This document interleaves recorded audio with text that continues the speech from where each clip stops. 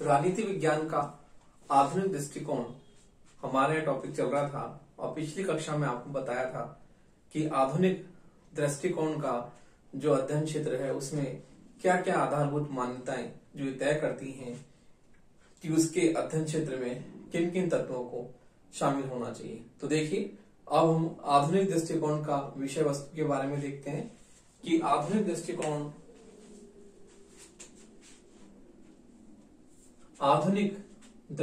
में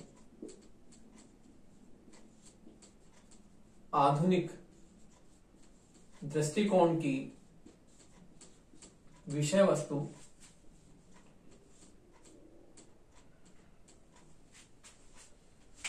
आधुनिक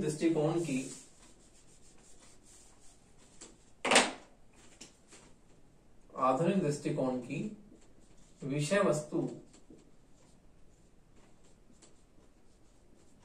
या अध्ययन क्षेत्र।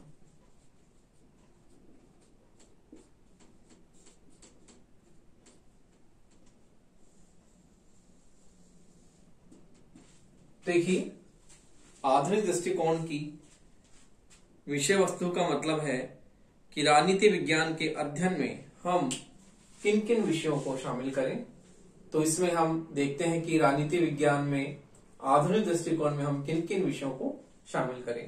पहला इसका पॉइंट है मानव के राजनीतिक व्यवहार का अध्ययन। पहला है मानव के राजनीतिक व्यवहार का अध्ययन। देखिए, मानव के राजनीतिक व्यवहार का अध्ययन।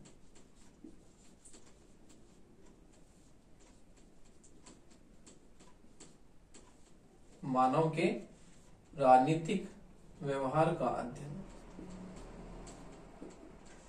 देखिए, इसमें प्रमुख रूप से मानव के जो है राजनीतिक व्यवहार को इसमें शामिल किया गया कि राजनीति विज्ञान के अध्ययन क्षेत्र में मानव का जो राजनीतिक व्यवहार है वो प्रमुख रूप से इसके अध्ययन क्षेत्र में आता है और इस दृष्टि से मानव के राजनीतिक व्यवहार को जो है यथार्थ एवं सही रूप से समझने के लिए जरूरी है कि राजनीति विज्ञान के क्षेत्र में हम राजनीतिक और राजनीति विज्ञान के आधार क्षेत्र में उन सभी राजनीतिक एवं गैर राजनीतिक जो भी मान्यताएं हैं, भावनाएं हैं, उन सभी का जो अध्ययन इसमें करें।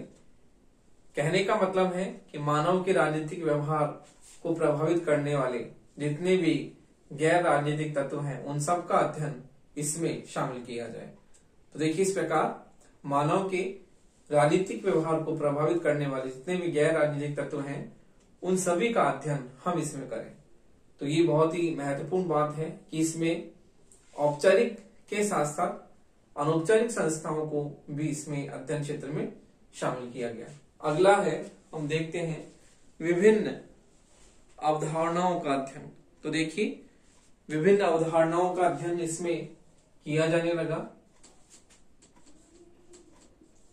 विभिन्न अवधारणाओं का अध्ययन।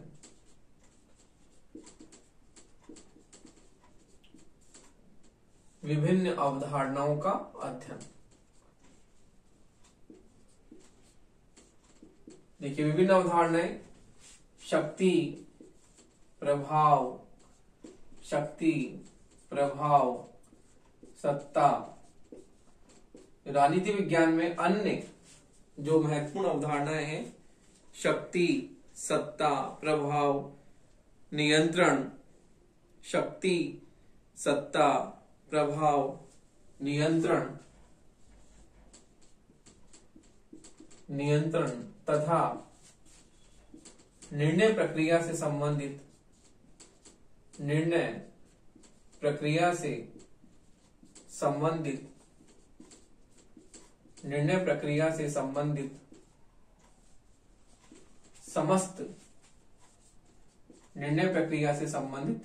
समस्त अवधारणाओं का समस्त प्रक्रिया से संबंधित समस्त अवधारणाओं का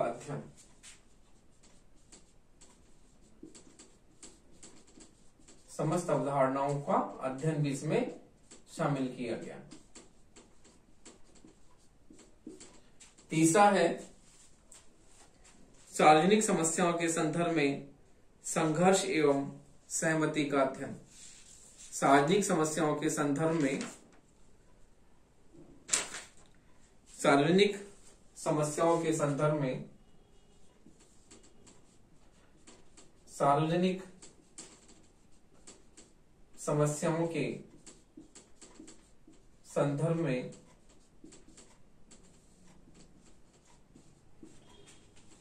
सार्वजनिक समस्याओं के संदर्भ में संघर्ष एवं सहमति का अध्ययन।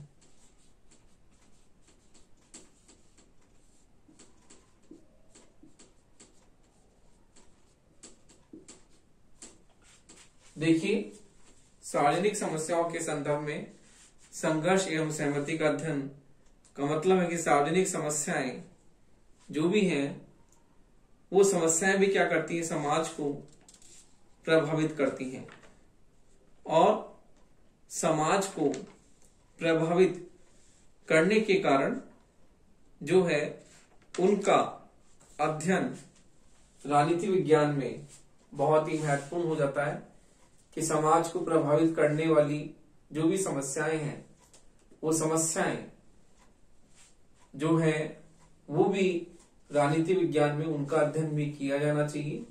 ये भी बहुत ही महत्वपूर्ण है क्योंकि जो समस्याएं हैं, सार्वजनिक समस्याएं, उन समस्याओं को पहले तो समझा जाए कि वो समाज को प्रभावित करती हैं और समाज कहीं ना कहीं जो है राज्य को प्रभावित करता है और व्यक्ति के जो है उसके निजी जीवन में समाज बहुत ही महत्वपूर्ण स्थान रखता है। तो इसलिए जो समाज में जो समस्याएं हैं वो समस्याएं व्यक्ति को प्रभावित करती हैं, मनुष्य को प्रभावित करती हैं। इसलिए उन समस्याओं का जो है पहले तो अध्ययन किया जाए और उनके निदान के बारे में इसमें कहा गया है कि उनके निदान के बारे में भी प्रभावशाली सुझाव दिए जाएं। तो देखिए, इस तरह से आधुनिक दृष्टिकोण की विषय वस्तु और अध्ययन क्षेत्र में हम प्रमुख रूप से मानव के राजनीतिक व्यवहार को लेते हैं कि मानव का जो राजनीतिक व्यवहार है वो बहुत ही इसका मुख्य इसकी इकाई है अध्ययन की और मानव के राजनीतिक व्यवहार को प्रभावित करने वाले जितने भी घटक हैं, क्योंकि मानव के राजनीतिक व्यवहार को प्रभावित करने में समाज के जो अन्य जो भी घटक है उनका महत्वपूर्ण स्थान होता है। तो उन सभी का अध्ययन जो है इसमें किया जाए कि किस प्रकार से मानव के राजनीतिक व्यवहार को प्रभावित करने में किन किन घटकों का जो है महत्वपूर्ण स्थान है, उनका अध्ययन भी हम इसमें करते हैं। फिर विभिन्न अवधारणाओं के अध्ययन की बात हमने की कि जो विभिन्न अवधारणाएं हैं, शक्ति, सत्ता, प्रभाव, नियंत्रण, निर्णय प्रक्रिया से संबंधित जो भी अवधारणाएं हैं उन सभी का अध्ययन जो है इसमें किया जाए। फिर हमने देखा सार्वजनिक समस्याओं के संदर्भ में संघर्ष एवं सहमति के अध्ययन की बात की गई कि ये भी जो है इसके अध्ययन की केंद्र बिंदु है, किस प्रकार से इन समस्याओं का जो है विश्वसनीय समाधान इसमें प्रस्तुत किया जाए और ये भी जो है इसके अध्ययन की प्रमुख इकाई है। तो देखिए, इस प्रकार से हम ये देखते हैं कि राजनीति विज्ञान के अध्ययन क्षेत्र के बारे में आधुनिक दृष्टिकोण के बारे में जो है विभिन्न विद्वानों में मतभेद है, क्योंकि राजनीति विज्ञान के आधुनिक दृष्टिकोण के बारे में जो विभिन्न विद्वान हैं वो एकमत नहीं है, सहमत नहीं है। उनका अलग अलग विचार है कि इसके क्षेत्र में ये चीजें होनी चाहिए, इसके क्षेत्र में ये विषय वस्तु होनी चाहिए, इसके बारे में विद्वानों में एकमत नहीं है। तो देखिए, ये हमने इसका विषय क्षेत्र अध्ययन क्षेत्र के बारे में बात की। अब हम देखते हैं कि जो है मुख्य रूप से हम विद्वान जो है किन बातों पर बल देते हैं। तो देखिए, इसके बारे में हम देखते हैं कि विद्वानों में इसके अध्ययन क्षेत्र के बारे में जो भी उन्होंने कहा है उनमें हमें एक राय, एक आम सहमति देखने को नहीं मिलती है। उनके विचार इस बारे में अलग अलग है कि आधुनिक दृष्टिकोण के अध्ययन क्षेत्र में इन इन चीजों को होना चाहिए। तो हम उसके बारे में बात करते हैं कि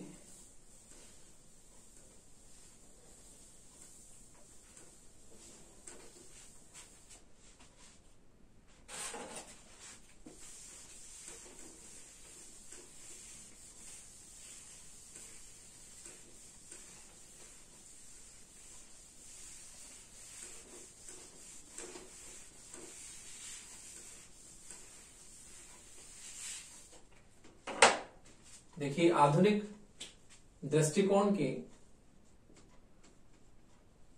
आधुनिक दृष्टिकोण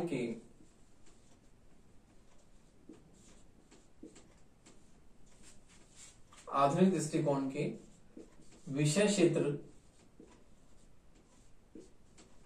क्षेत्र अथवा विषय वस्तु के बारे में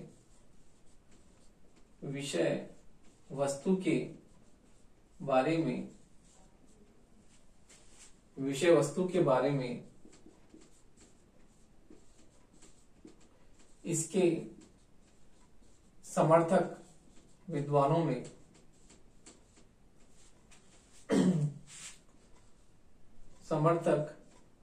में मतभेद है।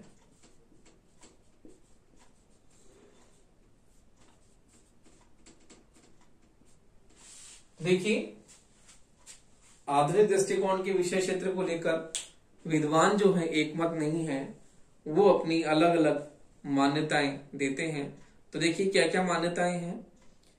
कुछ कहते हैं कि जो अध्ययन क्षेत्र जो है विद्वानों में मतभेद, उनकी अलग अलग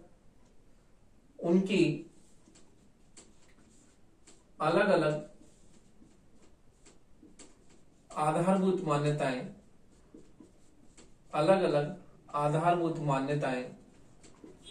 इस प्रकार है।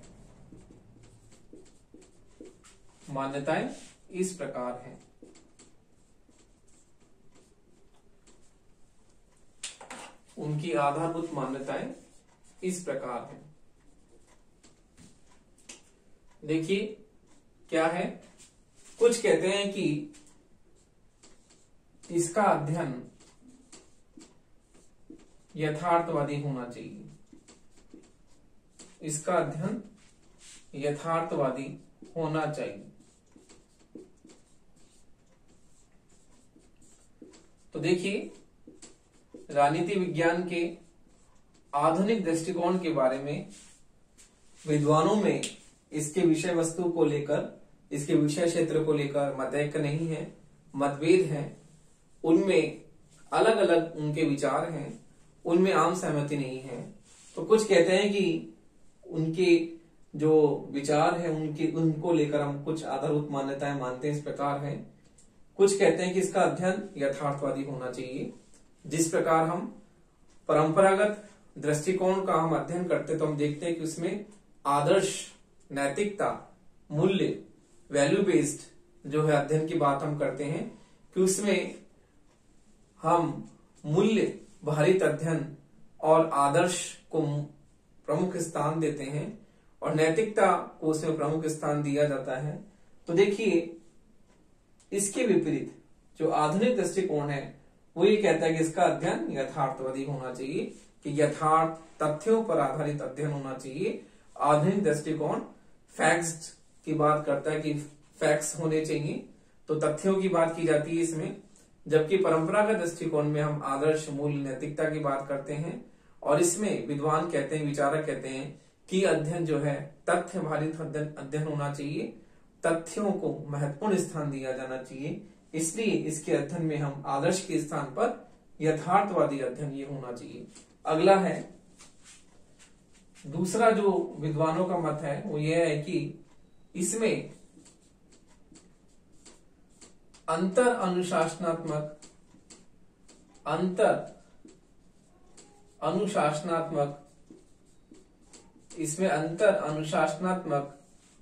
दृष्टिकोण, अंतर अनुशासनात्मक दृष्टिकोण को, अंतर अनुशासनात्मक दृष्टिकोण को अपनाना चाहिए। अंतर अनुशासनात्मक दृष्टिकोण को अपनाना चाहिए। तो देखिए इंटर डिसिप्लिनरी अप्रोच की बात इसमें की गई है। अंतर अनुशासनात्मक का मतलब कि राजनीति विज्ञान, समाजशास्त्र, अर्थशास्त्र, दर्शन शास्त्र, मनोविज्ञान, ये जितने भी समाज विज्ञान के विषय हैं वो अलग अलग हैं, लेकिन हम इनका अध्ययन जब करते हैं तो हम इन्हें अलग अलग खंडों में, अलग अलग भागों में विभक्त करके इनका अध्ययन नहीं कर सकते। इनका अध्ययन हमें समग्र रूप से करना चाहिए। इस प्रकार से जैसे राजनीति विज्ञान अर्थशास्त्र से कुछ विशेषताएं ले सकता है, दर्शन शास्त्र से कुछ विशेषताएं ले सकता है, लक्षण ले सकता है, इसी प्रकार से दर्शन शास्त्र भी राजनीति विज्ञान से कुछ लक्षण, कुछ मान्यताएं, कुछ विशेषताएं ग्रहण कर सकता है।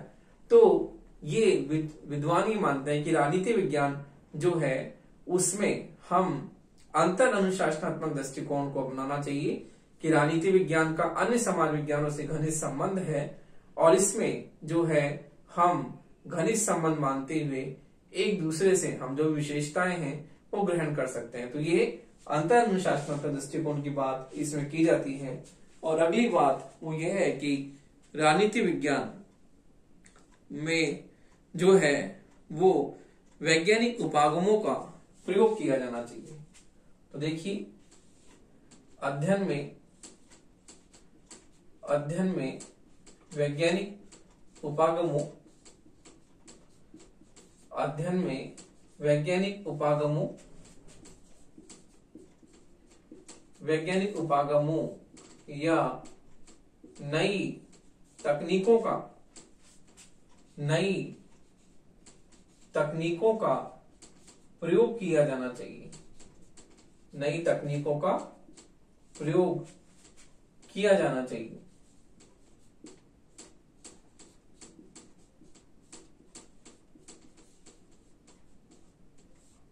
तो देखिए कुछ विचारक मानते हैं कि राजनीति विज्ञान के अध्ययन में वैज्ञानिक उपागम और नई तकनीकों का जो है इसमें समावेश किया जाना चाहिए कि किस प्रकार से जो अध्ययन है उसमें हम वैज्ञानिक उपागमों और नई तकनीकों का प्रयोग हम करेंगे तो अध्ययन में क्या होगी, अध्ययन में वैज्ञानिकता आएगी और अध्ययन में जो है हमें कुछ नयापन देखने को मिलेगा और अध्ययन वैज्ञानिक तकनीकों पर आधारित होने के कारण उससे भविष्यवाणी की संभावना भी निश्चित हो पाएगी। और इस प्रकार से जो विज्ञान तथ्य भारित अध्ययन पर प्रमुख रूप से बल देता है, तो इस तरह से राजनीति विज्ञान में भी तथ्यों को जो है प्रमुख स्थान देना चाहिए और उसमें हम देखते हैं किस प्रकार से अध्ययन विशुद्ध रूप से विज्ञान बन सके। तो देखिए इस प्रकार जो है राजनीति विज्ञान के आधुनिक दृष्टिकोण की जब हम बात करते हैं तो हम देखते हैं कि आधुनिक दृष्टिकोण जो है प्रमुख रूप से इस बात पर बल देता है कि अध्ययन जो है वो यथार्थवादी होना चाहिए। तो जब हम बात करते हैं दोनों के तुलनात्मक अध्ययन की, परंपरागत और आधुनिक दृष्टिकोण की तुलनात्मक अध्ययन की बात करते हैं तो हम देखते हैं, जो हम तुलना करते हैं हम ये देखते हैं कि परंपरागत दृष्टिकोण तो आदर्श नैतिकता पर आधारित है, जबकि राजनीति विज्ञान का आधुनिक दृष्टिकोण यथार्थ और तथ्यों पर आधारित है। क्योंकि व्यवहारवादी क्रांति ने राजनीति विज्ञान में मूल्यों को बिल्कुल हटा दिया और मूल्यों के स्थान पर व्यवहारवादी क्रांति ने राजनीति विज्ञान में मूल्यों के स्थान पर किसको अपनाया, तथ्यों को महत्वपूर्ण स्थान दिया। तो इस प्रकार से राजनीति विज्ञान में यथार्थवादी अध्ययन शुरू हुआ। फिर है अंतर अनुशासनात्मक दृष्टिकोण कि राजनीति विज्ञान का अन्य समाज विज्ञानों से घनिष्ठ संबंध है। सभी समाज विज्ञानों में सहसंबंध पाया जाता है, जो कि राजनीति विज्ञान इस बात की जो है प्रमुख रूप से इस बात की पुष्टि करता है और ये कहता है कि राजनीति विज्ञान का अन्य समाज विज्ञानों से घनिष्ठ संबंध है। अगला है वैज्ञानिक उपागमों का नई तकनीकों का प्रयोग। तो इसमें हम वैज्ञानिक उपागमों नई तकनीकों का प्रयोग डेविड स्टन है, चार्ल्स मैरियम है, इन्होंने जो भी अपने लेख लिखे और शिकागो विश्वविद्यालय ने इसमें महत्वपूर्ण भूमिका अपनी दी और इन लोगों ने मिलकर अमेरिका में जो है जगह जगह रिसर्च होने लगे और उनमें ये किया जाने लगा किस प्रकार से अध्ययन जो है अधिक से अधिक वैज्ञानिक बन सके। तो इस प्रकार से हम ये कहते हैं कि राजनीति विज्ञान का जो आधुनिक दृष्टिकोण है, उस आधुनिक दृष्टिकोण में हम इन प्रमुख जो है घटकों को शामिल करते हैं और इस प्रकार जो राजनीति विज्ञान का जो आधुनिक दृष्टिकोण है वो राजनीति विज्ञान में एक नई सोच, एक नई परिवर्तन को लेके आता है कि राजनीति विज्ञान में जो है पूरी तरह से नए परिवर्तन की ओर जो है राजनीति विज्ञान बढ़ता है। और राजनीति विज्ञान में जहां पर हम मूल्य और आदर्श नैतिकता को प्रमुख स्थान देते थे, वहां पर अब राजनीति विज्ञान में तथ्यों को जो है और यथार्थवाद को महत्वपूर्ण स्थान दिया गया। और इस प्रकार जो आधुनिक दृष्टिकोण है उसने राजनीति विज्ञान में नई नई तकनीकों, नई नई वैज्ञानिक उपागमों का, नई नई शोध प्रविधियों का इसमें जो है प्रयोग किया गया।